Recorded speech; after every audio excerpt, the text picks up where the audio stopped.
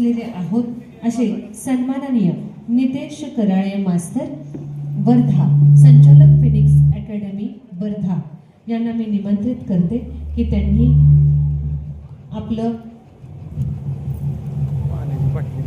आपले बहुमोल शब्द मार्गदर्शन आम्हाला करावं। तेज तुमचे आहे सूर्यचंद्राहुनी जास्त, तेज तुमचे आहे सूर्यचंद्राहुनही जास्त, तुमच्या या बोलण्याच्या शब्दातच आहे जीवनाचे संपूर्ण शास्त्र, जीवनाचे संपूर्ण शास्त्र।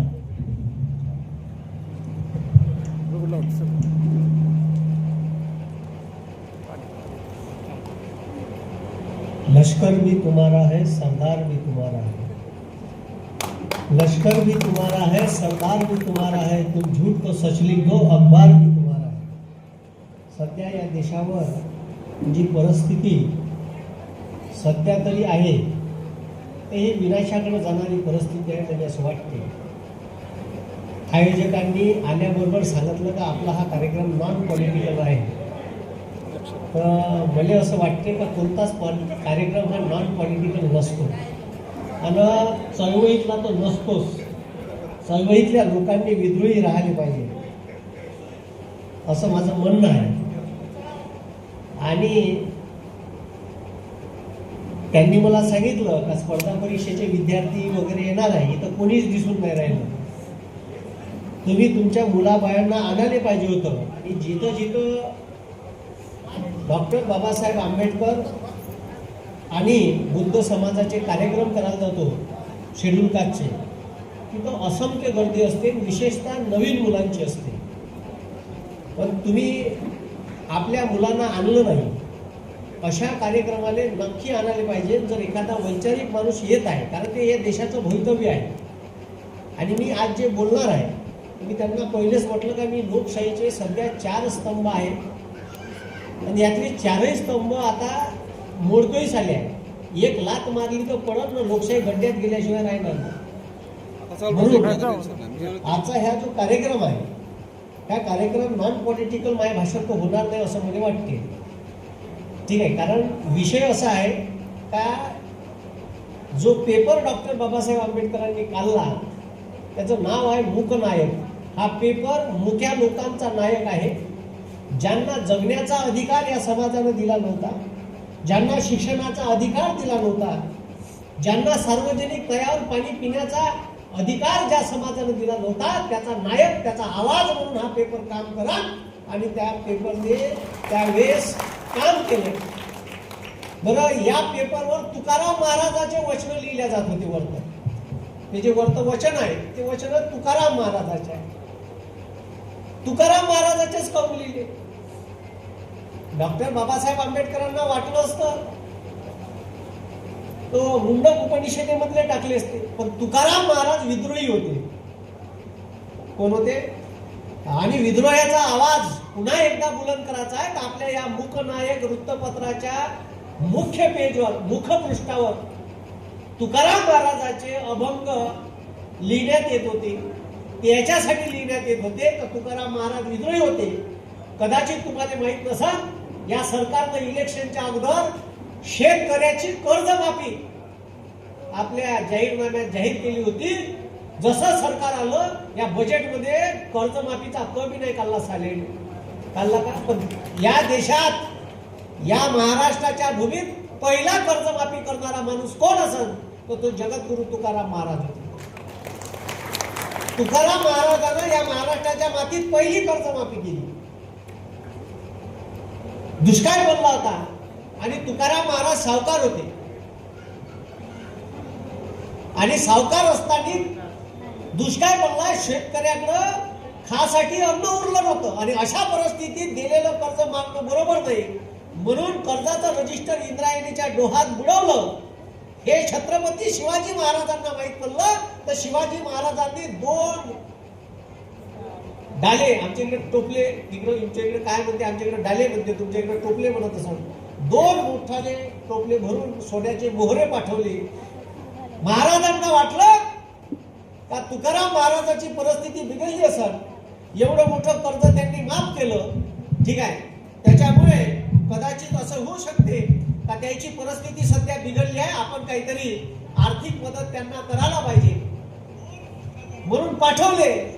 तर घरी जेव्हा छत्रपती शिवाजी महाराजांचे मावळे घेऊन आले ते सगळं, तो संत तुकाराम महाराज म्हणते का हे या स्वराज्याच्या उभारणीसाठी ठेवा आणि छत्रपती शिवाजी महाराजाला सांगा तुकारामाचे 2 हात जोपर्यंत मजबूत आहे, या मनगटात जोपर्यंत ताकद आहे, मला मदतीची गरज नाही, हे स्वराज्याच्या रक्षणासाठी वापस घेऊन जा. तो वापस पाठवतो. आणि मी त्या विठ्ठलाच्या भूमीत आलो आहे, ज्याच्या कुशीत मूकनायक नावाचा परिसंवाद आयोजित केला आहे. ज्या गौतम बुद्धानं या देशातल्या लोकांना, या जगातल्या लोकांना ज्याची शिक्षण दिली, समानता सांगितली, सदाचार सांगितला, विवेक सांगितला, आदर सांगितला, मानवता सांगितली. आणि विठ्ठलाची वारी ही या सदाचाराचं, या देशातल्या समानतेचं आणि या सरकारवर जे जातीभेद धर्मभेद करतात त्याच्या थोपकाडीत मारलेली चपराक म्हणजे या विठ्ठलाची वारी आहे, ज्याच्यात मांग, महार, कुणबी, तेली, माही, वंजारी, मराठा, बंजारा सगळे कुणी ओळखायला येत नाही का कोण कोणत्या जातीचा आहे, कोण कोणत्या धर्माचा. आणि त्या विठ्ठलाच्या वारीला 21 दिवस विठ्ठलाच्या दर्शनाला येते. असं जेव्हा या देशात घडते, याच्या पोटात काहीतरी असं काय बिरं चालू राहते. साधं हे बंद झालं पाहिजे, हे कुठंतरी खतम झालं पाहिजे. आणि तुमच्यातलेच कोबडे कसे भांडवता येईल, मग ते मराठा ओबीसी असो का हिंदू मुसलमान असो. आता एक विषय चालू आहे औरंगजेबाची कब्र खोदाची. साले हे औरंगजेबाच्या अवलादी आहे ना, पोसून ठेवले आहे. तो कोलटकर का बोलला, तुम्ही ऐकली क्लिप? ते ऐकली का? तरी क्लिप ऐकली का? कोलटकरची क्लिप नाही ऐकली तुम्ही? ऐकली का? काय म्हणते शिवाजी महाराज पहिले त्याला नागोळ्या करून पडणं आले पाहिजे. छत्रपती शिवाजी महाराजांचे बायोलॉजिकल फादर म्हणते तो दादाजी कोंडदेव. जराशी लाज वाटत नाही? अशा माणसाची केस कोर्टात जाते, त्याला कोर्ट बेल देते. कोण बेल देते? तर त्याच्या विरोधात महाराष्ट्र शासनाचा वकील राहते, तो वकील एकही शब्द मांडत नाही म्हणून त्याला बेल भेटली. आणि मग कोण आहे गृहमंत्री? ते बसून आहे ना अवलादी हापचट्टीवाल्याच्या. म्हणून आपण कुठंतरी बोललो पाहिजे. ठीक आहे, कार्यक्रम हा नॉन पॉलिटिकल होणं अशक्य आहे, कारण जेव्हा या देशावर परिस्थिती आहे तर आपण बोललो पाहिजे. माझ्या बाप म्हणते का तू लय जास्त बोलतो, कमी बोलत जा. म्हणलं बाबा तसंही मसनातच जायचं आहे, दमदम करत. कोणी अमर भारी आला काही तर तुमच्यातलं कोणी अमर गिमर होणार आहे? अरे हाय का? कोणी अमर गिमर होणार नाही. ठीक आहे, तुमचं अंतिम ध्येय आहे डंगडंग करत मसनात जाणे. बरं तिथं गेल्यावर बी पावसाळ्यात मेले लाकडं ओले असले डिझेल न पेटवते तुम्हाला. एक तूप गिप तर टाकणार नाही तुमच्या टाकणार आहे का? तूप गिपात काही तूप गिप टाकून पेटवलं पाहिजे. बरं एखाद्या खूप पैसेवाल्याचं लोक वाढ पैसा कमावतो आणि त्याला असं वाटते का पैसे कमावले म्हणजे खूप समाजाने 1 रुपया देणार नाही, अशा कार्यक्रमाला 1 रुपया देणार नाही असे बी समाजात लोक आहेत. आहे ना लोक, आपलीच माडी आपलीच गाडी आपल्याच बायकोची गोल गोल साडी. मग त्याचं आयुष्य तिथपर्यंत सीमित आहे, त्याच्या पड्यात ते जाणार नाही. मग मले काय म्हणायचं आहे, पैसे कमावल्या. आता समजा मुक्या मेला, मुक्या मुक्या मुक्या माहित नाही का तुम्हाला? करलो दुनिया मुक्ती. समजा मुक्या मेला तर त्याचं पोट्ट बाबा तुम्ही लय कमावून ठेवले, तुम्हाला 500च्या बंडलाही पेटवतो. पेटवून का? अरे पेटवून का नाही पेटवत भाऊ? ह्या हातातल्या सोन्याच्या अंगठ्या, गळ्यातले दागिने बिगिने सब काढून घेते. ठीक आहे, घडी नवीन 5 कोरे करकरीत ड्रेस जर असेल ना तुमच्यात, एकही नाही वापरायची त्याच्यातला, ते 250 रुपयाची बंगाली आणते जिले खिसाही राहत नाही. समजलं का? आणि जर समजा तो पेतच असेल एक 90ची ठेवते, नाही तर खात असेल ते गायच्या ठेवते. त्याच्या वड्याल त्याच्या पड्याल तुम्हाला काही देत नाही. म्हणून कमावलेल्या पैकी 10-15% समाजाच्या उन्नतीसाठी द्या. डॉक्टर बाबासाहेब आंबेडकरांनी चळवळ अशी नाही मोठी केली, एकटे नाही लढू शकत. त्यांना समाजातल्या लोकांनी पाठबळ दिलं होतं आंदोलन करायसाठी. मुकनायक पेपर काही त्याच्यापाशी पैसे होते का? नव्हते ते. आणि हे लक्षात ठेवा, आपले पोरं एका क्षेत्रात नाही गेले पाहिजे, आपले पोरं राजकारणात बी गेले पाहिजे. या देशात तुमच्यासाठी तुमच्या पोराला स्कॉलरशिप चालू करायची आहे, एखादं कॉलेज चालू करायचं आहे, तुमच्या पोराला आरक्षण द्यायचं आहे, आरक्षण वाढवायचं आहे, काही प्रश्न नोकऱ्या काढायच्या आहे. कोण काढते ते? अजी कोण काढते? गव्हर्नमेंट काढते ना, मग सरकार काढते. मग सरकारी माणसं कोण आहे? राजकारणी आहे. या देशाच्या पॉलिसी कोण बनवते? राजकारणी बनवते. ते सांगते IAS अधिकारी असं बनव, ठीक आहे, अंक बनव, ढंक बनव. म्हणजे तुम्ही राजकारणापासून सुटू नाही शकत. डॉक्टर बाबासाहेब आंबेडकर लॉची डिग्री घेऊन जेव्हा कॅम्ब्रिजहून आले, तर ते इंग्रज चोट्टे द्यायले म्हणे का तुम्ही बेस्ट लॉयर आहे भारतातले, खूप प्रसिद्ध वक्ते आहे, तुम्हाला एवढ्या विषयाचं नॉलेज आहे, तुम्ही एक काम करा, मस्त आता न्यायाधीश पद उपभोगा, बॉम्बे हायकोर्टात न्यायाधीश व्हा म्हणे, मस्त एसीचा बंगला देतो, इथंच राहा. पहा डॉक्टर बाबासाहेब आंबेडकर किती सुंदर उत्तर देतात त्यांना. इंग्रजाईले डॉक्टर बाबासाहेब आंबेडकर म्हणते, हे शिक्षण तुमची लाचारी पत्करण्यासाठी नाही घेतलाय, माझ्या समाजाला माणूस म्हणून जगण्याचा अधिकार नाही, तो जोपर्यंत मी मिळून देणार नाही तोपर्यंत मी शांत बसणार नाही. हे उत्तर होतं. मग प्रपंच होता, बायको होती, लेकरं होती, पोसाचे कसे? मग पैसे तर लागल. मग त्याच बॉम्बे हायकोर्टात वकिली केली, सिडनीहॅम कॉलेजमध्ये मुंबईला प्राध्यापकपणाची नोकरी केली. याच्यासारखी बायको नाही टाकली अर्ध्या. तुमचा लाईट नाही लागला वाटतं. मन की बात सारखं थोडीच आहे. म्हणजे एकटं केली तर धुऱ्यावर न्यायचं, शेल्यावर, ठीक आहे. म्हणजे ते आमच्या इकडे शेत म्हणते, वावर म्हणते, तुमच्या इकडे शेत म्हणते, ठीक आहे. त्याला शेवटला जो कोणता आहे शेताचा त्याला धुरा म्हणते, तर ते धुऱ्यापर्यंत न्यायचं, मरतपर्यंत, नाही तर पराचच नाही. असं माझं वैयक्तिक मत आहे बा, ठीक आहे. असं मोदा बिंदा सोडून गेलं बरोबर नाही. बायकोले एक तर करतच नव्हतं मग, आहे का? आणि देशाची लोकशाही एवढी सध्या आता बिकट अवस्था आहे, जी एवढी बिकट अवस्था आहे, म्हणजे छत्रपती शिवाजी महाराज आले, कोणीही काही बोलून जाते. आता या महाराष्ट्राच्या विधानसभेत देवेंद्र फडणवीसांनी घोषणा केली, आग्र्याच्या औरंगजेबाच्या तावडीतून छत्रपती शिवाजी महाराजांची जी सुटका झाली, त्या सुटकेची जागा महाराष्ट्र शासन घेईल आणि तिथं मोठं स्मारक बांधेल. अबे म्हणा बयाडा, पहिले ते छत्रपती शिवाजी महाराजांचं स्मारक उभं करणार होता तू अरबी समुद्रात, ते उभं कर, ठीक आहे. म्हणजे लोकायले पा खाचे दात पहिले, म्हणजे उद्घाटन करायला ह्या आलता ना दाढीवाला, त्याचं उद्घाटन करायला दाढीवाला आलता अठराले, अजूनही उभं झालं का?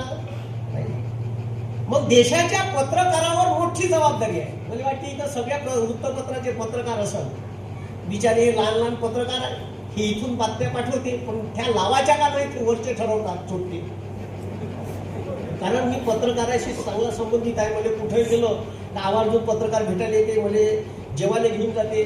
ऍक्च्युली पत्रकार दुसऱ्याकडून जेवत असतात, म्हणजे मला घेऊन जातात, त्यांचं प्रेम आहे तेवढं, ठीक आहे. पण तुम्हाला सांगतो मी का अमरावतीले दंगल झाली, ठीक आहे. म्हणजे इथून 3 वर्षाच्या अगोदर दंगल झाली. अमरावती आमच्या विदर्भातली विचारांची भूमी आहे, आणि ज्या जिल्ह्यानं 2 महान संत या देशाला दिले, राष्ट्रसंत तुकडोजी महाराज आणि कर्मयोगी, त्या जिल्ह्यात दंगल होते. का होते? दंगल होते. दंगलीच्या दिवशी माझा कार्यक्रम होता दर्यापूरले, तो कार्यक्रम कॅन्सल केला, करावा लागला. आणि कार्यक्रम तिथून मग 2 महिन्याचा कार्यक्रम झाला. तो कार्यक्रम करून मी अमरावतीत वापस आलो, पत्रकारांमध्ये जेवायला नेलो.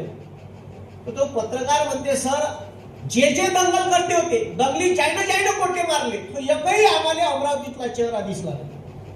अरे साला म्हणलं अमरावतीत सर आम्ही आता प्रत्येक माणसाने ओळखतो ना की म्हणते म्हणजे जवळपास आमचे चेहरे ओळखीचे आहे. अमरावतीचे लोक नव्हते म्हणते. बरं गोटे कुठून आले दंगलीत मारासाठी हे समजलं नाही आम्हाला. आम्ही पत्रकार माणसं आम्ही शोध केला पण नाही भेटलो कुठून आले गोटे. बरं त्याच्यानंतर त्याने एक मला किस्सा सांगितला पत्रकारांना. सर असे काही व्हिडिओ होते म्हणे का जे आम्ही पाठवलेच नाही म्हणे. तर त्या पत्रकाराला वाटत होतं का आमचा अमरावती जिल्हा पुन्हा नाही जळायला पाहिजे. जर हे व्हिडिओ टीव्हीवर दाखवले तर पुन्हा यायला आग लागल. पहा पत्रकार म्हणजे किती त्याला आपल्या जिल्ह्याबद्दल वाटत होतं आमची अमरावती पुन्हा भेटल पुन्हा आगीत झुलसल म्हणून त्यानं काही व्हिडिओ पाठवले नाही. मीडिया काय मीडियाले तिकडे जे मोठाले लोक आहे त्याला काय तुमच्या दंगलीशी तुम्ही मेले का वाचले का काय लेले त्याला टीआरपी पाहिजे. आणि म्हणून तो म्हणे सर आम्ही काही व्हिडिओ पाठवले आणि व्हिडिओ पाठवासाठी म्हणे बंद नेट इंटरनेट बंद होतं म्हणे. आम्हाला 26 किलोमीटर बाहेर जावं लागत होतं म्हणे मोजरीले. दिवसा गावाचं तहसील आहे तिथून पाठवा लागत होते कारण अमरावतीचं पूर्ण नेटवर्क बंद केलं. त्याच्यानंतर सर म्हणे एक मुसलमान भेटला 3 दिवसाला त्याला विचारलं म्हणे. तर तो म्हणे त्याचं गॅरेजचं दुकान होतं 4 व्हीलरच्या. तर त्याची मुलाखत घेतली तर तो मुसलमान म्हणे मेरा पूरा दुकान आग में जलकर खाक हो गया. ठीक है बोले मेरा दुकान जला कोई बात नहीं लेकिन दुकान में 40 गाड़ियां थी वो भी जलकर खाक हो गई. लेकिन साहब मुझे 2 ही गाड़ियां मुसलमान की थी बाकी 38 गाड़ियां हिंदू की थी. आता तू ज्याच्या गाड्या जळल्या ज्यानं पेटवल्या त्या गाडीवर लिहून होतं ना हिंदूची होय का मुसलमानाची होय असं काही लिहून होतं का. ठीक आहे त्या भीडले चेहरे नसतात आणि भीडीत माणूस असा आक्रमक होतो. याच्यात पोट्टे माणूस कोल्हापूरमध्ये दंगल झाली. कोल्हापूरच्या दंगलीत पोट्टे कोणाचे गोटे मारणारे पोराचे सीसीटीव्ही फुटेज घेतले पोट्ट्याने अटक केलं. पोट्टे 18 वर्षाच्या खाली होते 12वीतल्या वर्गातले होते आणि पोट्टे कोणाचे बहुजनाचे पोट्टे होते म्हणजे ओबीसीचे पोरं होते. आपल्या पोराचे डोके या व्हॉट्सअप युनिव्हर्सिटीनं एवढे पागल करून टाकले. 10 लाईनचा मेसेज येते पोट्ट पुस्तक नाही वाचत. म्हणजे इतिहास पुस्तकात शोधा. इतिहास हा व्हॉट्सअप युनिव्हर्सिटीवर शोधू नका. आणि व्हॉट्सअप युनिव्हर्सिटीवर मेसेज लिहिणार ते आहे आणि आपण भक्कम फॉरवर्ड करून देतो असं सांगायचं. म्हणजे मी आता अभ्यासू माणूस आहे. जेव्हा मी पाहतो का या देशात का चालू आहे किती ढोंग करतात ही राजकारणी लोक. लाडक्या बहिणीला 2100 देतो म्हणे इलेक्शन झाल्या घेणं नाही दिलं. 1500 दिले त्याच्यातले काही गायल्या. शेतकऱ्याची कर्जमाफी करतो नाही केली. लाडका भाऊ योजना स्कीम केली पोट्टे आंदोलन करून राहिले. स्वाधारचे पैसे नाही भेटून राहिले हॉस्टेल मधल्या पोराले. आधार ओबीसी साठी हॉस्टेल चालू केलं. त्या आधार नावाची योजना जेव्हा खावाले 5000 रुपये पोट्ट्याला भेटते ते बी पैसे नाही देऊन राहिले. महाराष्ट्रातल्या 4 लाख कॉन्ट्रॅक्टरनं आंदोलन केलं आता मागं. त्याचे 42,000 करोड रुपये थकीत आहे शासनात. म्हणजे इलेक्शनचे बमार तुम्हाला गांजरं दाखवले. आता भिन्न नाही. मग आपण या देशातलं नागरिक म्हणून का करायला पाहिजे तर तुम्हाला राज्यघटनेत डॉक्टर बाबासाहेब आंबेडकरांनी अधिकार दिला आहे आर्टिकल 19 मध्ये. तुमच्यावर अन्याय अत्याचार झाला तर तुम्ही त्याच्या विरोधात आवाज उचलू शकता. तो खरंच उचलते का. आता मला इलेक्शनच्या अगोदर स्पर्धा परीक्षेच्या पोट्ट्याचे फोन येईल. सर ते मी जिल्हा परिषदचा फॉर्म भरला जी अजी इलेक्शन आलो आचारसंहिता लागून परीक्षाच नाही होणार जी तुम्ही व्हिडिओ घ्या. अबे चोट्ट्या म्हणलं मी ठेका घेतलाय का तुला. म्हणजे मी प्रत्येक माणसाचा ठेका घेतला. कोणीही काही म्हणलं का व्हिडिओ घ्या. अबे उद्या कराय मास्तर मेला याले मारलं काही सांगता येते का. आणि हे विचारासोबत नाही भांडू शकत. याच्यापाशी बुद्धी नाही आहे. हे विचारासोबत भांडू शकत नाही म्हणून यायला काही लोकांचे मर्डर केले. त्याच्यात पानसरे कुलबर्गी गौरी लंकेश नरेंद्र दाभोळकर मारले का नाही मारले? मारले, अजून कुणी सापडले नाही त्याचे. हा, पोलीस प्रशासन पकडू नाही शकत? पकडू शकते. कोण मारले? तर याच्या सोबत विचारांना भांडता येत नव्हतं.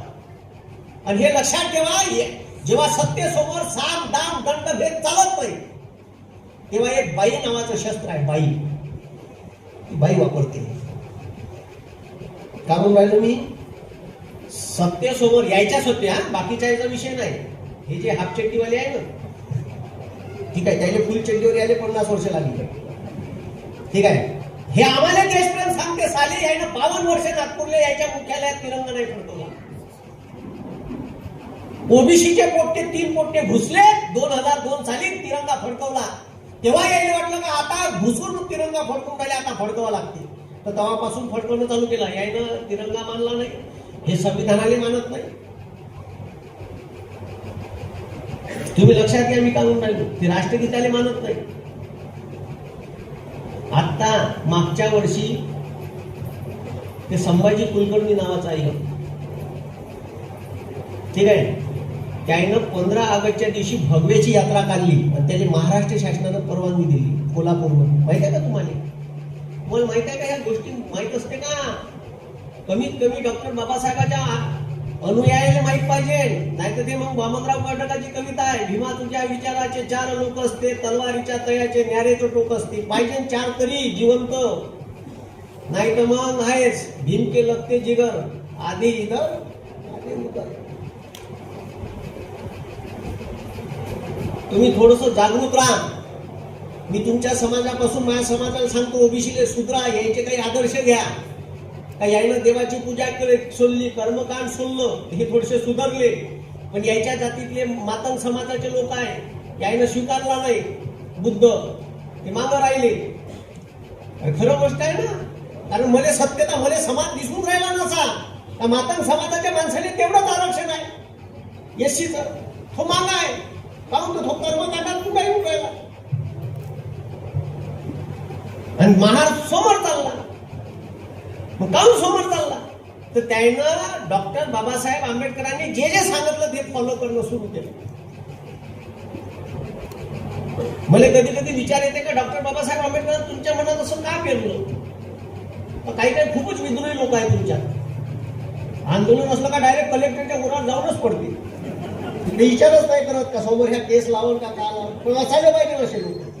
मला तर वाटते माझ्या अंगात बाबा भगतसिंग घुसत असते, म्हणून मी नरेंद्र मोदीच्या सभेचे ट्रक गिळवत असतो मुरमाची इल्लीगल.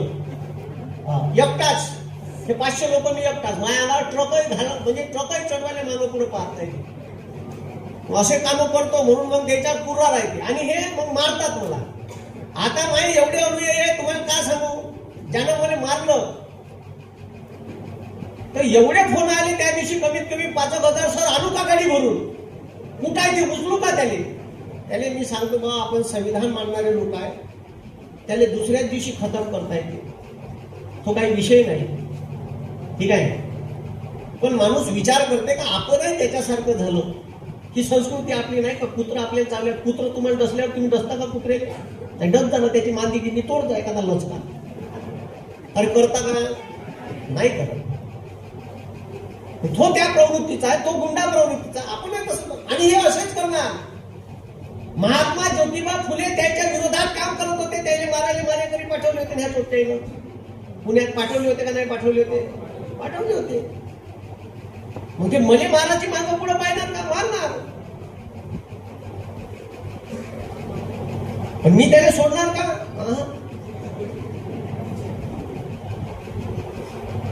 एसपी ना, म्हणजे जसं काही म्या गुन्हा केला, मला एसपी झापलं होतं त्या दिवशी.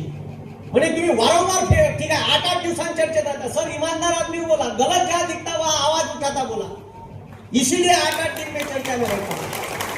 2 नंबर का काम नहीं और कोई भाई का लाल बोल नहीं सकता कि कराया मास्टर ने 1 रुपया किसी का खाया, इसीलिए नाम चर्चा में आता है. 2 नंबर के धंधे नहीं बोला सर मेरी. तो एसपी तसा बोलला, दिला मानव अधिकार आयोगाला रिपोर्ट पाठवून. त्यानं बायकोचा रिपोर्ट घेतला नव्हता. मानव अधिकार आयोग, महिला आयोग आली नाही, इन्क्वायरी मस्तीन उरावर आता. मी सोडीन का? मी कागदपत्र काय करणारा माणूस आहे, त्याला का माहित?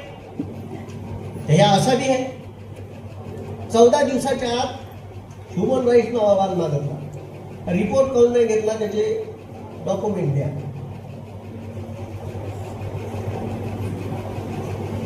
मग मला म्हणायचं आहे का तुम्हाला अधिकार दिले की अधिकार तुम्हाला वापरता आले पाहिजे. आणि म्हणून मी कुठंतरी मनात होतो, भटकलो. काय विषय चालू होता?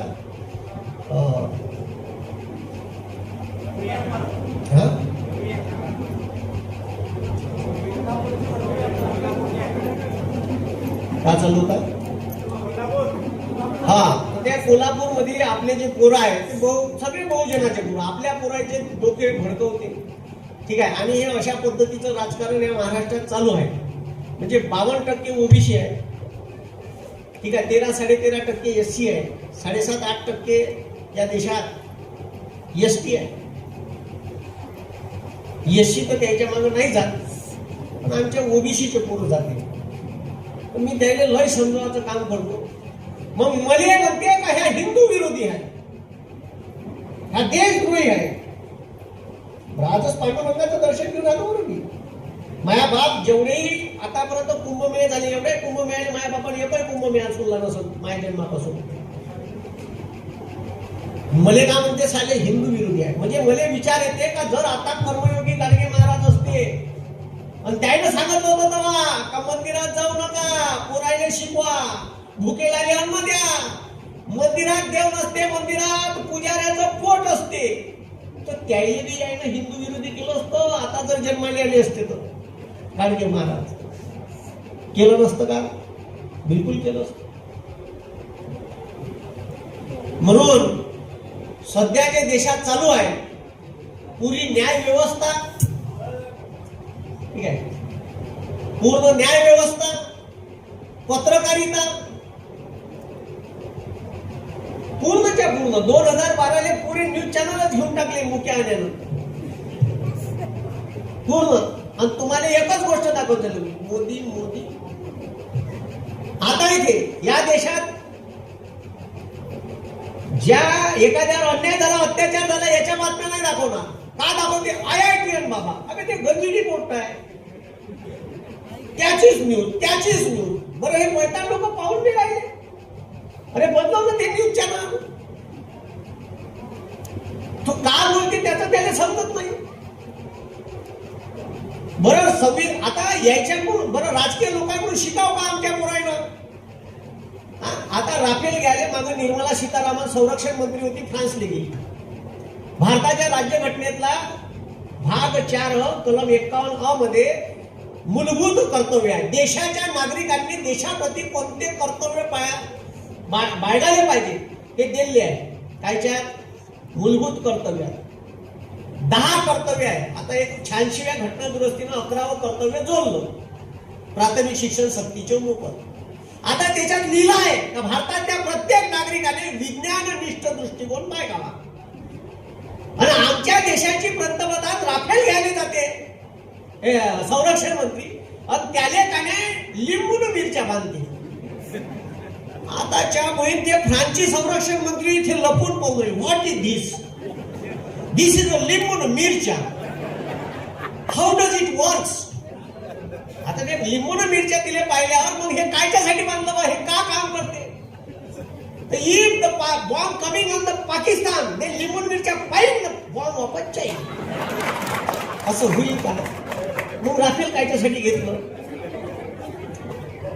अरे का म्हणजे या देशातल्या लोकांनी सांगायचं का? या पोरांना कोणाचा आदर्श घ्यायचा? अरे डॉक्टर बाबासाहेब आंबेडकरांनी श्रद्धेचं स्वातंत्र्य दिलं आहे, अंधश्रद्धेचं स्वातंत्र्य दिलं.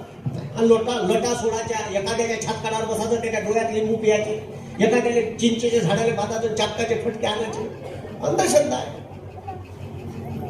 श्रद्धेचं स्वातंत्र्य दिलं. तुम्हाला राम आवडते, रामाची पूजा करा. तुम्हाला हनुमानजी आवडते, हनुमानजीची पूजा करा.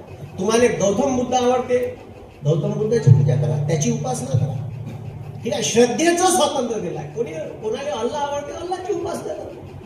आणि धर्माचं स्वातंत्र्य दिलं. धर्माच्या स्वातंत्र्यात डॉक्टर बाबासाहेब आंबेडकर आर्टिकल 25 ते 28 राज्यघटनेच्या कलम 25 ते 28 मध्ये म्हणते का या भारतातल्या कोणत्याही माणसाला भारतभर आपल्या धर्माचा प्रसार करता येईल, आपल्या धर्माचं रक्षण करता येईल. पण आपल्या धर्माचं रक्षण करताना दुसऱ्याच्या धर्माचा अनादर करायचा नाही, हे डॉक्टर बाबासाहेबांनी सांगितलं. याला धर्मनिरपेक्षता म्हणते. का जेवढा तुझा धर्म तुझ्यासाठी श्रेष्ठ आहे तेवढा दुसऱ्याचाही धर्म तुझ्यासाठी श्रेष्ठ असला पाहिजे, त्याच्याही धर्माचा तू आदर ठेव. पण नाही, होळी आली, मुसलमानांनी नमाज पडायला जात नाही. ठीक आहे, रंग उडवला तर म्हणत अरे बाबा ठीक आहे, या देशात हिंदू मुसलमान एकतेनं नांदत होते, आजही नांदतात. तुला सांगायची गरज नाही. या देशात छत्रपती शिवाजी महाराज आम्हाला पेच करते, औरंगजेब छत्रपती, हिंदू मुसलमान. अबे बैताड बोंग्या, शिवाजी महाराज चांगला वाच. कदाचित तुला छत्रपती शिवाजी महाराज माहित नसत. शिवाजी महाराजाच्या सैनिकात दौलत खान नावाचा मुसलमान माणूस होता, जो छत्रपती शिवाजी महाराजाच्या आरमानाचा प्रमुख होता. आणि या आरमानाची भारतात पहिल्यांदा स्थापना छत्रपती शिवाजी महाराजांनी केली. म्हणून आजही इंडियन नेव्ही या देशात नौदलाचे जनाब कोणाला मानतात? छत्रपती शिवाजी महाराजांनी मानतात का नाही? मग कोण होता प्रमुख आरमानाचा? दौलत खान. कोण? मुसलमान.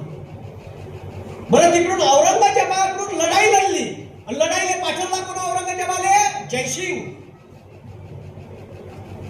जयसिंग कोण? हिंदू.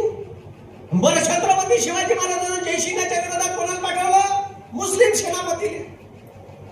मग हिंदू मुसलमानाची लढाई होती का? अरे होती का? नाही. बरं, सगळ्यात विश्वासू बॉडीगार्ड छत्रपती शिवाजी महाराजाचा कोण असेल? तर मदारी मेहतर. मग मदारी मेहतर कोण? मुसलमान. मग साले हे नाही सांगणार. अबे हे सांगायला साले हो का त्या अफजल खानाचा वध करायला गेले असताना जेव्हा त्याच्या कोथळे बाहेर काढत होते तर पाठीमागून वार करणारा कोण होता साले? हे कोण सांगत म्हणा आमच्या पोराईले? कोण होता? कुलकर्णी. हा, त्याच्यातून आवाज येऊन राहिला होता का तो? ठीक आहे, कृष्णा कुलकर्णी, भास्कर होता. कोण? आडनावावरून वैकाल येते ना. आपला भेदभाव इथून बी आहे, आडनावावरून. तुम्ही पहा तुमच्या सोबत भेदभाव कसा केला. त्याचे आडनाव उलटकर, सोलापूरकर, कुलकर्णी, जोशी, तुमचे भोगणे, आंधळे, गांधवे, वाघमारे, लांडगे. जशी काही लांडगे होय तुम्ही. इथून भेदभाव आहे म्हणलं. तुमचे आडनाव पहा बहुजनाचे कसे आहेत, कदाचित तुम्हाला माहित नसेल. अरे या देशात आम्हाला तुम्ही देवबीव सांगू नका. आमची जुनी परंपरा आहे. आमचा विठोबा सावळा आहे, आम्ही माणसंच सावळे आहे. आमचा कृष्ण सावळा होता. आम्हाला यायला देवबीव काही सांगू नये. त्या विठ्ठलाची पूजा करणारे लोक बी सावळेच आहे का? गोरे बिरे. तुम्ही लेखो तिकडून आले युरोपातून. तुम्ही आम्हाला देव धर्म आमचे सांगू नये. आमचा खंडोबा आहे, आमचा मसोबा आहे. प्रत्येक गावात मातामाईचं मंदिर आहे. गावाच्या बाहेर लग्न असलं का त्याची पूजा होते. तिथून सगळी हळद तशी बाहेर निघते गावाच्या बाहेरून. आजही प्रथा ह्या कायम आहे. यायना आम्हाला देव धर्म सांगू नये. आणि हे कल्चरल पॉलिटिक्स खेळतात. हे बदमाश लोक आहे सारे. कल्चरल पॉलिटिक्स म्हणजे कसं? इकडं गांधीजीच्या फोटोले गोळ्या मारायच्या. फोटोल्या साले गांधी तुमच्या डोक्यातून मेला नाही म्हणून फोटोले गोळ्या मारून राहिले तुम्ही. मला काय म्हणायचं आहे का गांधीलेच काऊन मारलं आहे का नाही? गांधीचा मर्डर केला तर गांधीले आणि म्हणते का साले गांधीचा वध केला अशी भाषा वापरते पुस्तक आहे. वध. ठीक आहे, म्हणजे साल्याले लाज वाटत नाही.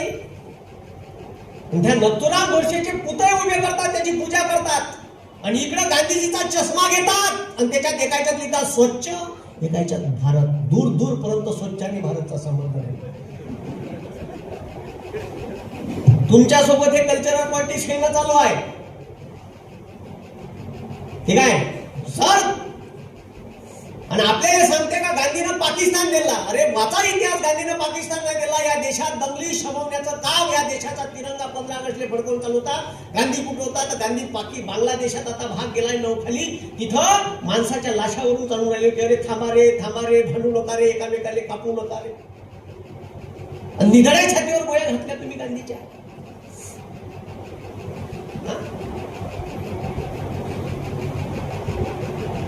तुले मारायचा होता तर जिनाले काऊन नाही मारला ना? होती का तुझ्यात हिंमत जिनाले मारायची? बरं, ज्यानं भारत पाकिस्तान फाळणीचा ठीक आहे जाहीरनामा पाठवला इंग्लंडच्या संसदेत, त्या माउंट बॅटनले मारा लागत होतो साल्या, त्याला नाही मारलं. शेवटचा व्हाईसराय गांधीला काऊन मारलं? म्हणून इतिहासाची पुस्तकं वाचा. मला तर भगतसिंगाचा कालखंड खूप आवडते. किती वर्ष जगले? 23 वर्ष. आयुष्य लहान असलं चालते पण महान असलं पाहिजे. 23 वर्ष. आणि 23 वर्षाच्या अगोदर त्याला कळते या जगात देवबीव काही नाही. ठीक आहे, पुस्तक लिहिते का मैं नास्तिक की हूं, मी काऊन नास्तिक आहे, त्याच्यावर भगतसिंगानं पुस्तक लिहिलं. आणि भगतसिंगासोबत फाशीवर जाणारा भगतसिंगाचा सोबती चंद्रशेखर आझादांचा सोबती अशफाकुल्ला खान कोण होता? मुसलमान होता. बरं, या देशाने अग्नि 1, अग्नि 2, अग्नि 3, अग्नि 4, अग्नि 5 इथून ऑस्ट्रेलिया, इथून रशिया, इथून पाकिस्तान इथचे देश उडवता येते. ही मिसाईल बनवून दिली. कोण्या माणसाने दिले? Doctor APJ Abdul Kalam. कोण होय? अरे कोण होय? मग या देशात मुसलमानांचं योगदान नाही? अरे हाय का नाही? मग त्याला आतंकवादी म्हणाल का तुम्ही? डॉक्टर APJ अब्दुल कलाम आले म्हणाल म्हणा साले हो, तुमच्यात हिंमत असेल तर. इतिहास पुसल्या जाणार नाही.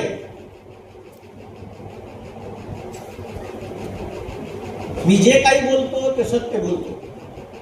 सत्य परेशान हो सकता है लेकिन पराजित नहीं. लक्षात घ्या. ठीक आहे.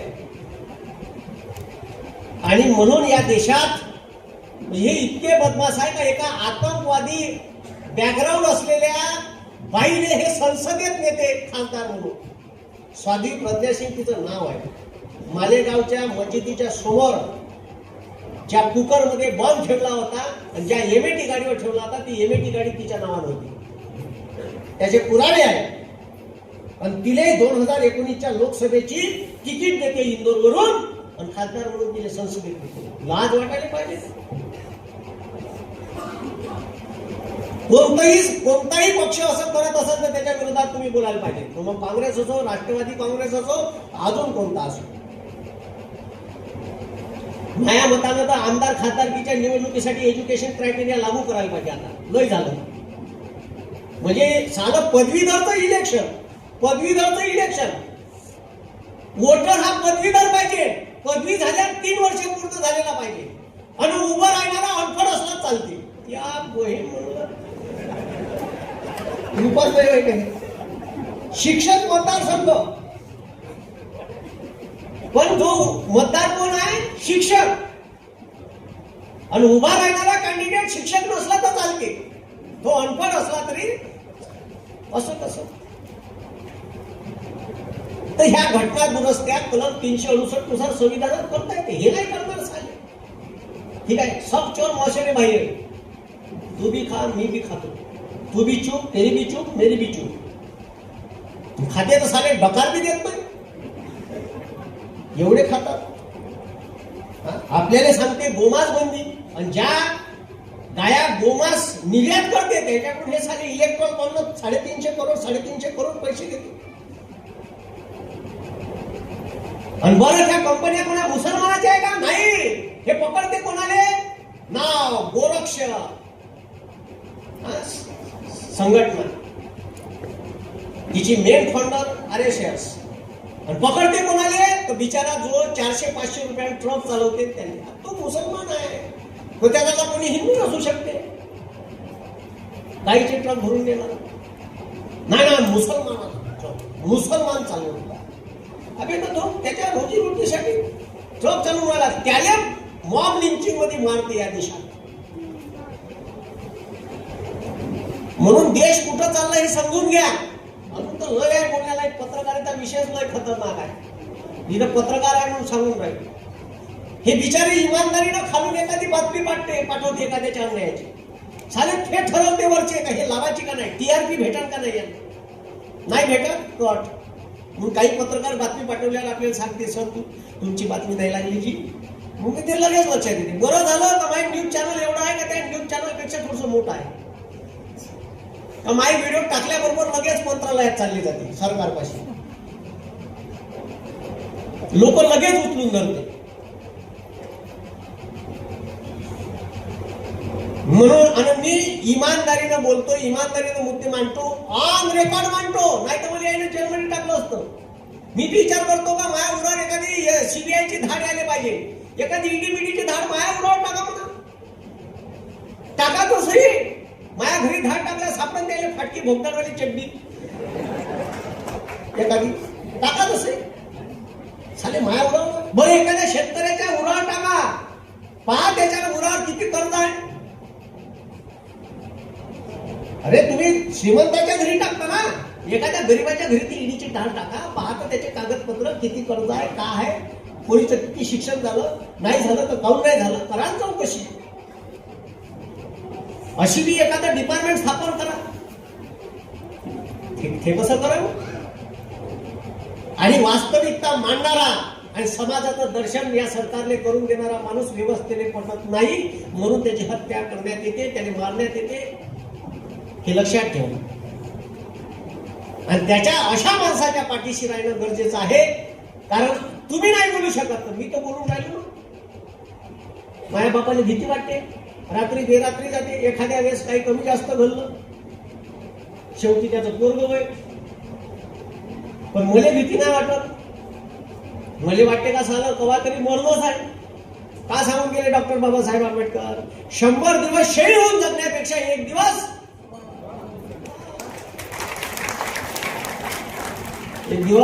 शेव होऊन जगा. आणि त्याची गरज आहे. नाही तर मजा नाही ते जगण्यात. काय किड्या माकड्यासारखे जन्मान मरून जाणार. बाकी आहे का अखोजी अखरपक नावाचा एक सण असते, ठीक आहे, त्या दिवशी तुमचे 2-4 पत्र वाढते, मेल्यावर वाढते, जिवंतपणी नाही वाढत. बरं त्याच्यात मग आता मेले तर 100 पिढ्यातले 100 पत्र वाढले असते, तेवढे वाढते का पत्र नाही, 2च. फोटो असला का नाही तर तुम्हाला सांगतो, ठीक आहे, तुमचा नातू विचारत 4 फोटो असल्यावर बाबा ह्या कोणाचा आहे, अरे माया आप्पाजी, हे कोणाची आहे, माया आप्पाजी, काय फेका तिकडं झाला ना, कुठं गेलं नसणार. तुमच्या घरी 2च पिढ्याचे फोटो ठेवून वर्त लावलेले, त्याच्यानंतरच्या पिढ्याचे फोटो नाही. समाजासाठी काम केलं तसं होईल. आई असं पिढ्याला पिढ्या तुमची पूजा होईल. असं काम करावं लागते समाजासाठी, तेव्हा इतिहासात नाव राहील. महात्मा ज्योतिबा फुले, सावित्रीबाई फुले, डॉक्टर बाबासाहेब आंबेडकर, छत्रपती शाहू महाराज याचे नाव काहून आणि काहून लोक आता एक पूजन करतात, काहून लोक त्यांना मानते, तर त्यांनी समाजासाठी काम केलं. ठीक आहे. महात्मा ज्योतिबा फुले कॉन्ट्रॅक्टर होते, खडकवासला धरण त्यानं बांधलं. ठीक आहे. पुण्याच्या आजूबाजूचे पुलं इंग्रजांच्या काळातले त्याच्या हातचे आहे. अरे सुखात आयुष्य जगले असते, जगले का नाही. आलेला पैसा समाजासाठी वापरला. मुलींची पहिली शाळा, पत्नी शिक्षित नाही, तिने शिकवलं, तू शिक पहिले, मग समाजातल्या मुलींना शिकवा. स्त्रिया सती जाणं बंद झाल्या तर मग त्या पुरुषांनी त्याच्याकडे पाहू नये म्हणून त्याने वारंवार विद्रूप करून ठेवायचं, त्याचं टक्कल करायचं. मग का करायचं, ही प्रथा बंद झाली पाहिजे. बंद्या नावी लोकांना जमा केलं पुण्याच्या, त्याला सांगितलं नाही याच्यानंतर कोणीही स्त्रियांचं टक्कल करायला जायचं नाही. देशोपन प्रथा बंद केली. त्याच्यासाठी नाव्याचा काम घडवला, संप घडवला. त्याच्यासाठी जिगर लागते ना. त्या पुण्यातल्या एरियात जिथं ब्राह्मण बसून साधं काम आहे ना, तुम्ही आता नाही बोलू शकत, देशात लोकशाही आहे. ह्या लोकांची एवढी फाटते बोलताना. कसं बोलायचं, बोललं तर काही गुन्हा होईल का, FIR होईल का? अरे मी बोलतो एवढं, मायावर नाही होत. ठीक आहे. आणि मी गुन्ह्या फिन्याला काही घेत नाही, अजिबात नाही. आता एक वेळा सोयाबीनचे भाव 12,000 4,000 आले. मायापाशी एक विद्रोही व्यंगचित्रकार आहे, गणेश वानखडे नावाचा.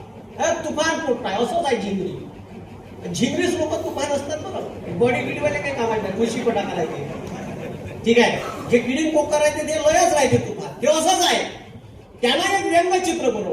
व्यंगचित्र का होतं माहित आहे का? नरेंद्र मोदी शेतकऱ्याले तेलाच्या घाण्यात टाकत आहे आणि त्या शेतकऱ्याचं तेल निघत आहे. सोयाबीनचे भाव पडल्या, पण त्याच्यात काही तेली दिली नावाचा शब्द नाही. पण माया वर्धेचा खासदार तेली समाजाचा आहे. आता मी शेतकरी माणूस आहे भाऊ, ज्याची जयते त्याला कळते. माया घरी सोयाबीन निघते, 60-70 क्विंटल सोयाबीन होते. माया 4,80,000 रुपयाचं नुकसान झालं. मी तर आवाज उचलीन ना, माझा अन्याय झाला तर. मी ठरलं ते पोस्टरनं व्हायरल केलं. तर वर्धेच्या खासदारानं आपल्या घरी मीटिंग बसवली. सगळ्या तेली समाजाच्या माणसाने बोलावलं. त्यांनी सांगितलं की आपल्या तेली घाण्याचा अपमान केला, कराया मास्तरच्या विरोधात जातीय तेढ निर्माण केलं म्हणून गुन्हे दाखल करा महाराष्ट्रामध्ये. आणि ते तेली महासंघाचे अध्यक्ष आहेत.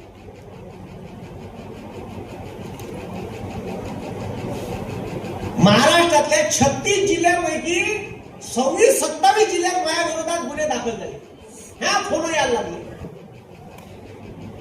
आता मला माहित होतं का फेसबुकवर काही लिहिलं, काही बोललं काहीच होत नाही. त्याही थोडी माहित होतं. हे म्हणे अटकच करा. एसपीचे फोन आले का? म्हटलं एसपीला तुमच्या कायद्यात जे आहे ते करा म्हणलं. हे म्हणे या. म्हटलं याचं काही कामच नाही, NC होते मध्ये पाठवून द्या. त्याला लगेच NC सांगितल्यावर अरे याने समजते वाटते सगळे.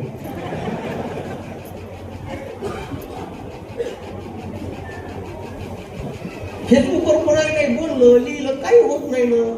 त्या पोट्याचं काय बिघडवलं? आता ते खाण्याच्या भाषेत बोललं, ते काय नाव आहे त्याचं इंस्टाग्रामवर, रैना आणि अलाहाबाद, हे काय नाव आहे त्याचं? काहीच नाही झालं का? काहीच नाही.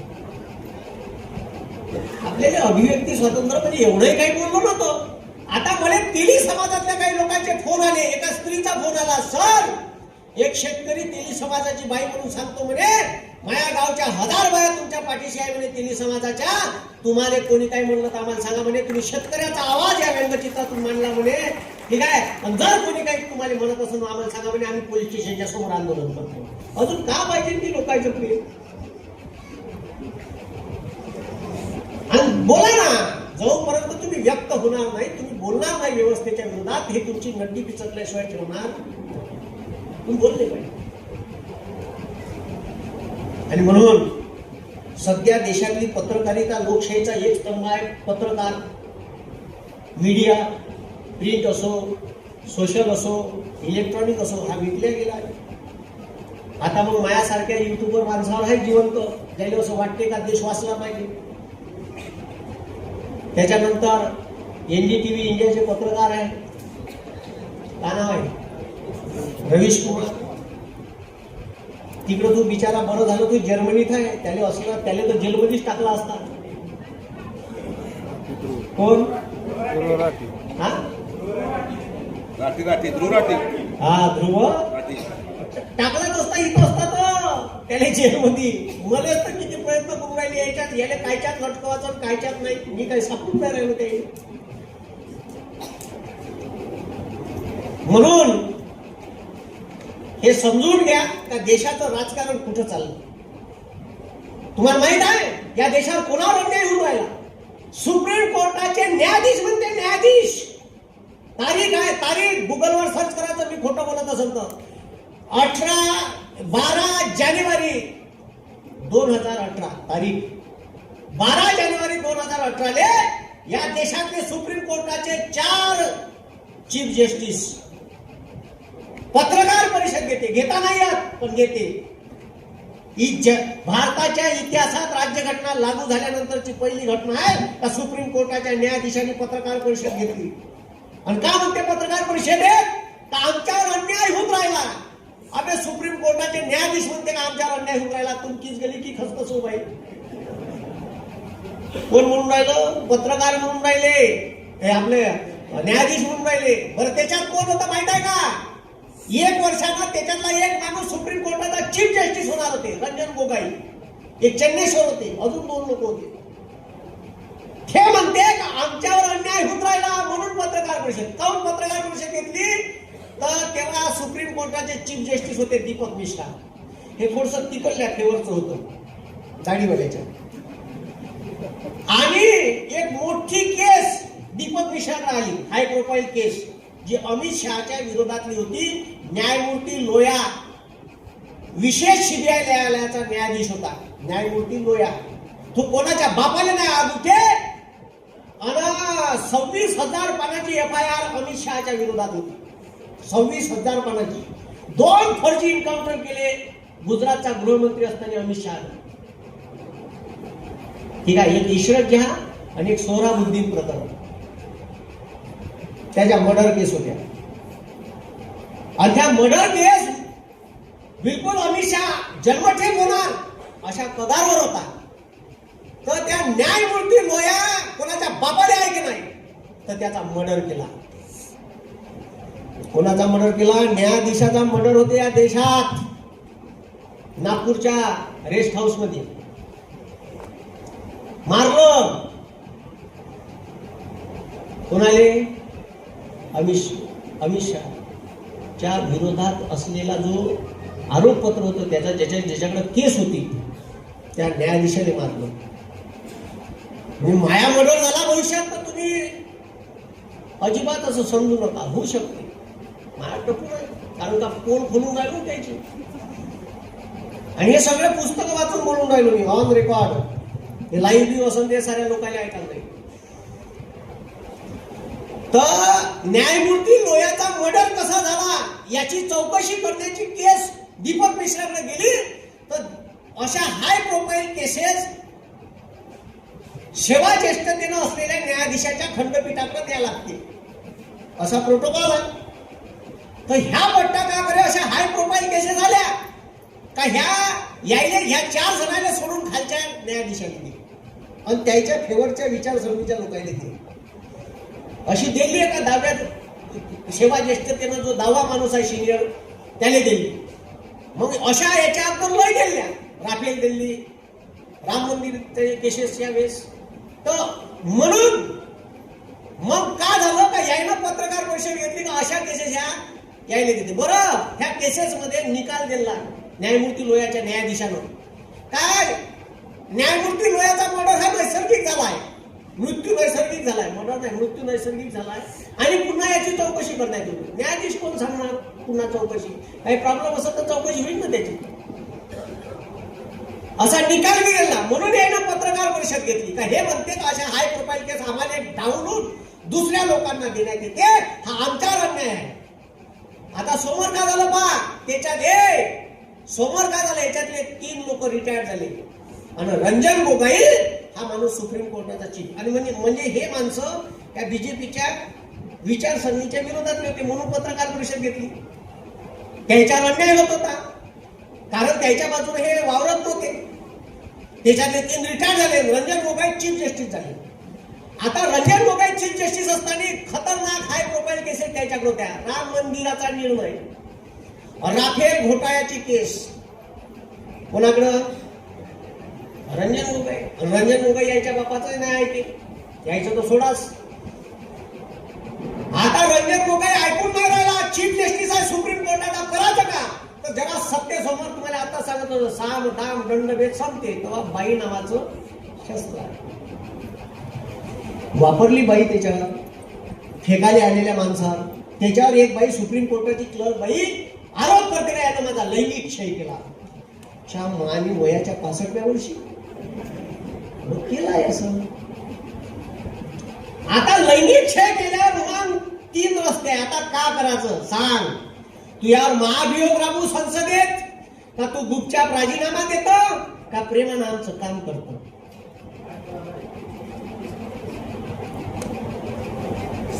कसं खतरनाक चालू आहे. काय राजीनामा देतो का महाभियोग बेइज्जत करून बाहेर काढू? आमचं काम करतो.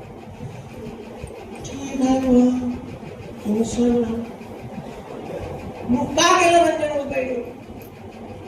राम मंदिराचा निर्णय, राफेलचा निर्णय कोणाकडून दिला सांगायचं मला कारण नाही, काम नाही. सांग, तुम्हाला सगळे माहीत आहे. आणि मग रंजन गोगाईने रिटायर झाल्यावर का दिलं तर राज्यसभेचं सदस्यत्व दिलं, गिफ्ट. कुठं चालली रे देशाची लोकशाही? अरे सुप्रीम कोर्टाच्या चीफ जस्टिस सारख्या माणसानं असं चिल्लर पद लाट मारायला पाहिजे. झाला असता महाभियोग पण इतिहासात नाव राहिलं असतं, इकल्या गेला नाही. शेवटी पहा कसे असतात. ठीक आहे, साम दाम दंड बाई वापरली नाही एवढ्या मोठ्या माणसावर. तुम्हाला उदाहरण देऊन राहिलो, ऑन रेकॉर्ड आहे भाषण. सुप्रीम साली रंजन गोगाई बी ऐकून तर त्याने माहीत पडल.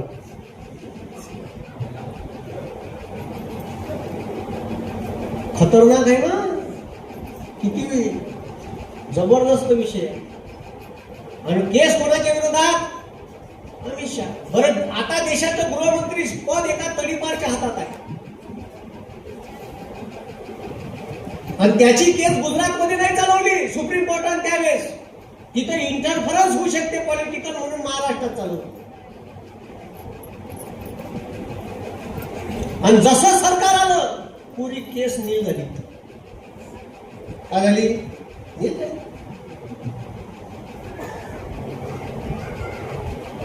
त्याच्यानंतरची स्टोरी पहा. म्हणजे मी या दाढीवाल्या 3-4 पुस्तकं लिहू शकतो, एवढा स्टोरी आहे आपल्यापाशी. बर, त्याच्यानंतर जो दीपक मिश्रा होता, ह्या दीपक मिश्रा वारंवार संवैधानिक मूल्य चुलीत घालून वागते आणि संवैधानिक पदावर असताना माणूस हा संविधानानुसार वागत नाही. म्हणून राहुल गांधीनं ठरवलं, काँग्रेसनं ठरवलं का याच्यावर महाभियोग राबवायचा.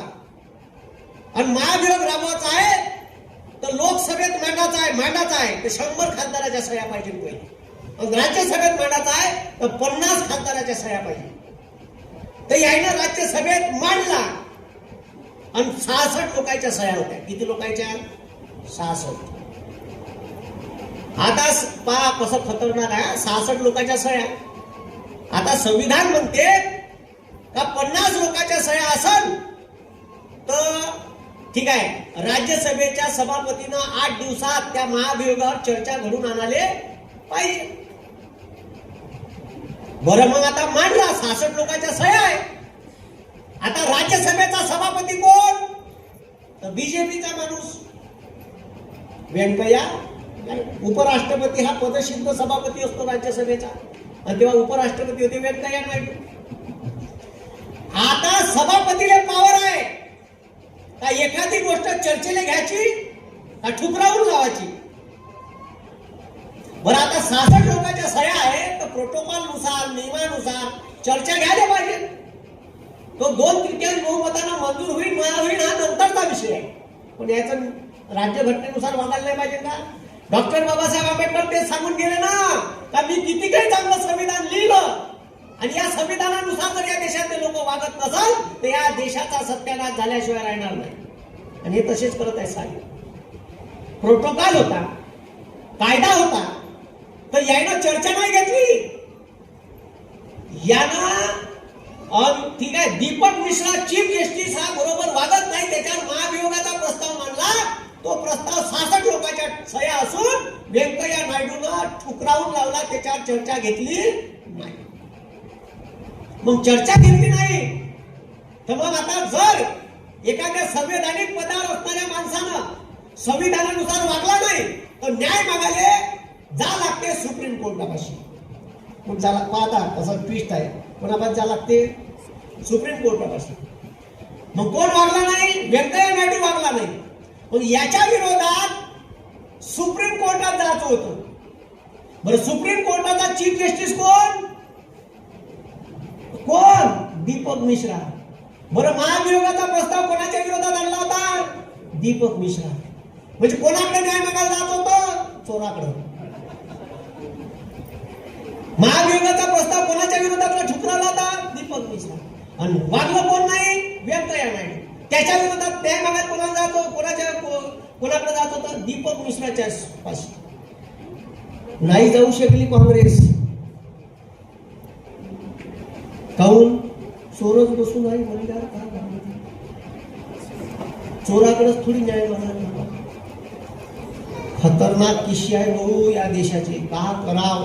मुले वाचल्यानंतर असं रक्त खवळते. सालं का करावं? कवा कवा असं वाटते का भगतसिंग सारखं. मी तुम्हाला सांगितलं का मी संविधान मानणारा माणूस आहे, पण तरी एक वेळा सांगून देतो आणि शेवट करतो. एका लिमिट पर्यंत लोक देशातले सहन करतात, नाही तर मग बांगलादेश श्रीलंका व्हायला वेळ लागत. म्हणजे मग एका लिमिट पर्यंत महागाई बेरोजगारी हे सहन करेल लोक. जेव्हा लोकांच्या पोटावर येते ना तर लोक डायरेक्ट रस्त्यावर येते. मग कोणाच्या बापाला नाही आवडत. अरे हिटलर सारखे काही रुस्तम आले, असं एवढंच ठुसकं होतं हिटलर बाण्याविषयीच. त्याचं स्वप्न होतं जगावर राज्य करायचं. होतं का नाही? त्याने वाटले का माझ्या जगावर राज्य राहील, बंद जग माझ्या हाताखाली करेल. एक साधं सैनिक म्हणून जर्मनीच्या सैनिकात दाखल झालेला माणूस तिथं राष्ट्राध्यक्ष झाला, चान्सलर झाला. आणि तो स्वप्न पाहिजे का माझ्या जगात. खूप हुकुमशाह होता. असे ज्यू लोकायले चंबर मध्ये टाके, गॅसच्या चंबर मध्ये झाकण लावलं, क्लोरीन गॅस सोडली का असे 500-600 लोक मारले, बुलडोझरनं काढले का गड्ड्यात काढले का माती टाकले. बर्लिन नावाचं शहर आहे, राजधानी आहे जर्मनीची. असे 5000 ज्यू उभे केले, बाजूला पोलीसवाले उभे केले, फायरिंग केली. फायरिंग तर मेले, चंगराचंगरी लोक मेले. त्याच्या चपलाचा ढीक लागून आहे 2 मजली बिल्डिंग एवढा बर्लिनच्या संग्रहालयात. जर्मनीला कधी गेलेच पाहिजे. असे इतका खतरनाक होता. ठीक आहे, तो देशावर काही पैशाचं बेरोजगारीचं संकट आलं. देशप्रेम नावाची गोष्ट अशी सांगेल. देशप्रेम आलं का मग ते चुलीत जाते मग बाकीचं सगळं. मग आता अशा वेळेस दुसरं माहिती झालं, पुरा देश बेचिराग झाला. बंद Europe, England, France, Italy, Poland, Greece सब बेचिराग. जवान पोट्टे मेले बंद्या देशाचे. बिल्डिंगा बेसताना बघून पुरे देश खड्ड्यात गेले. पुरे उद्योग धंदे ठप्प झाले. आता का करायचं? पहा सुंदर गोष्ट आहे. का करायचं? तर मग अशा वेळेस याचा सोबती होता मुसोलिनी, इटलीचा, हिटलरचा. युद्ध संपलं, लोकांची खायची सोय नव्हती, पोट्टे बेरोजगार, जवान पोट्टे युद्धात मेले. ज्याला युद्ध खेळता येत नाही त्याच्या हातात बंदुका दिल्या होत्या. मग केलं काय माहित आहे का? 3 लाख लोक जमा झाले. किती लाख? 3 लाख लोक जमा झाले. 3 लाख लोक जमा झाले रोमच्या मुसोलिनीच्या घरासमोर. त्याचा सोबती लोक राय झाले. त्याच्या राजगृहाले अशा धडाडका मारल्या, बंद गेट तोडून टाकलं 2 दणक्या. शिदे घरात घुसले. मुसोलिनी पहिले लोक त्याच्या मागे पकडला, असा मारला, ज्या कडार पडवून त्या कडावर मारला, मरेपर्यंत मारला, कपडे काढून नागोळ्या करून मारला, आणि मेल्यावर बी मारला. आणि त्याच्या बायकोलाही तसंच मारलं. दोघांनी नागोळे केलं, तंगडे बांधले, आणि मेल्यानंतर 65 फूट उंच स्तंभाले टांगलं. हे सगळं लाईव्ह झालं होतं. आणि हे घरी बसून जर्मनीतून हिटलर पाहत होता. तारीख होती मुसोलिनीले मारलं, गुगलवर सर्च कर जा. तारीख होती 28 एप्रिल 1945. तारखेसहित सांगून राहिला. आता हे असे जाईल असं वाटते का मीच सगळं काही आहे, मीच सगळं काही करीन, या देशातलं पुरं मीच पाहिजे, त्याच्यासाठी आहे. कुणाला म्हणत आहे तुम्ही समजून घ्या.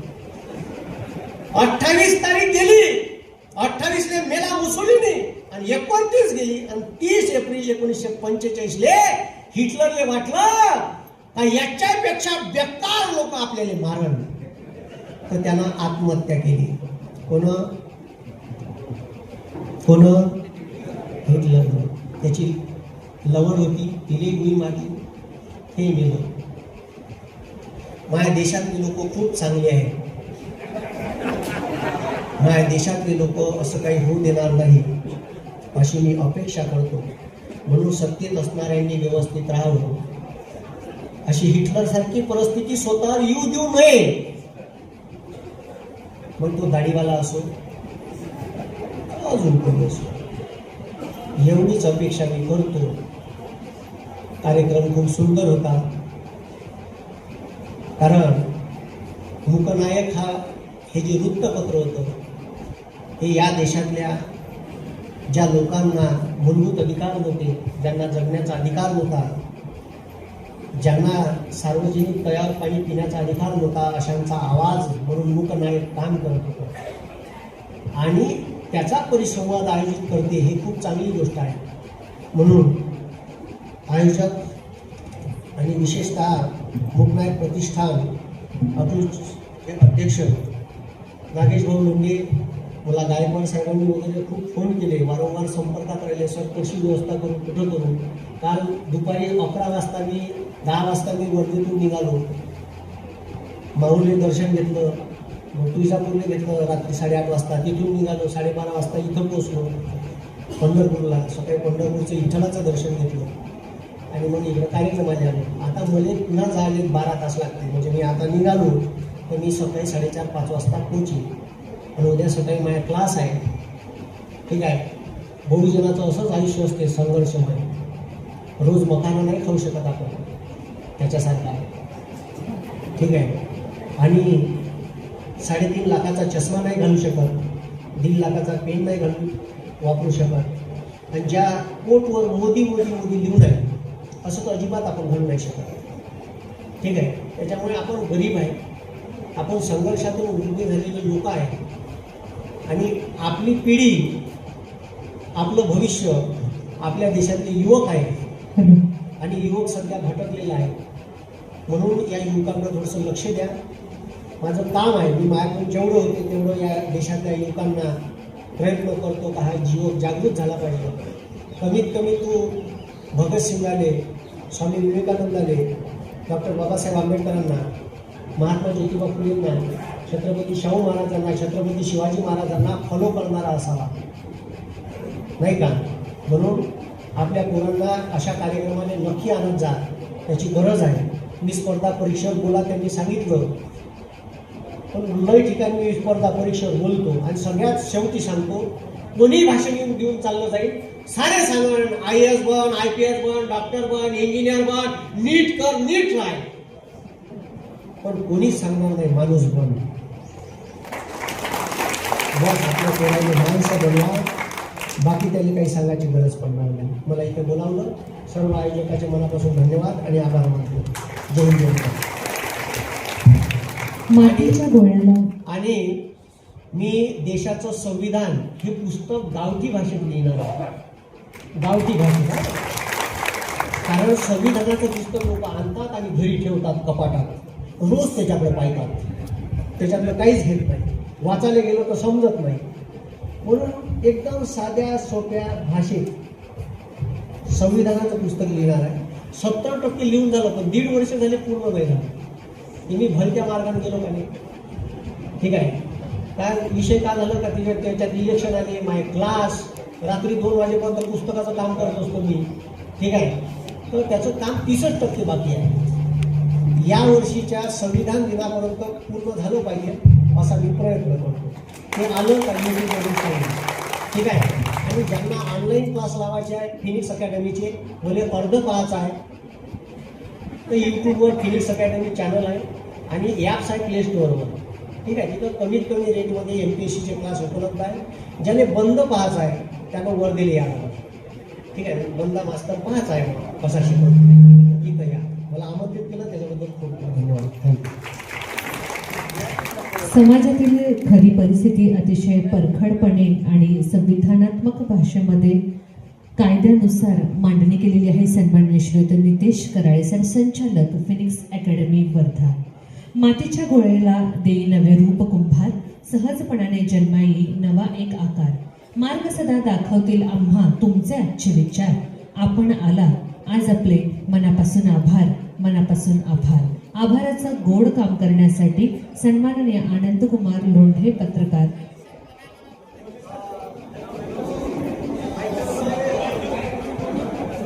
मी विसरलो होतो, हे मराठी व्याकरणचं पुस्तक आहे माझंवालं. ज्यांना कोणाला लागलं स्पर्धा परीक्षासाठी उपयुक्त आहे, मग MPSC PSI STI असो, ठीक आहे, पोलीस भरती ग्रामसेवक असो, हे पुस्तक 400ला आहे. किंमत याची 250 रुपयाला तुम्हाला तिथं मिळेल. ते गाडीच्या सोबत ठेवलं आहे, कोणाला लागलं तर घ्या. कार्यक्रमाला आलेल्या सर्व मित्रपरिवाराला विनंती आहे, आपल्या भोजनाची सोय केलेली आहे, आपण भोजन करून जायचं आहे. सर्वांनी भोजन करून जायचं आहे.